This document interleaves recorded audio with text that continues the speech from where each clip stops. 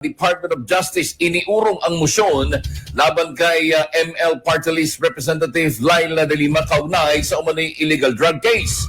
Mabante sa balita ang nagbabalik din na si Abante reporter Ryan Reloban. Abante Radyo Live Report. Ryan?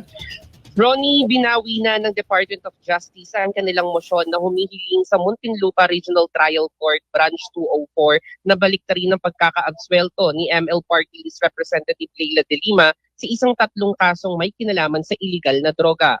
Ayon kay Justice Secretary Jesus Crispin Boyeng Rimulya, isang malaking katangahan ang isinulong na motion na halata umano'y may sinusunod na political agenda at hindi legal agenda.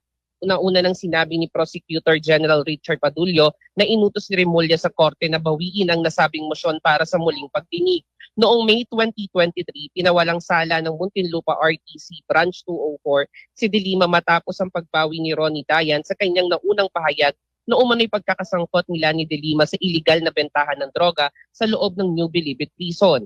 Gayunpaman nitong Mayo ay idineklara ng Court of Appeals na walang bisa ang desisyon at ibinalik ang kaso sa RTC. Noong Hunyo naman, pinagtibay ng RTC ang desisyon nitong pawalang sala sina de Lima at Dayan dahilan upang magsumiti muli ng motion for reconsideration. Pinasisiyasat naman ni de Lima kay Rimulya ang mga prosecutor umano na itinataguyod ang political agenda ni dating Pangulong Rodrigo Duterte at hindi ang mandato ng DOJ. Nagpasalamat naman si de Lima sa DOJ sa pagbawi ng kanilang motion.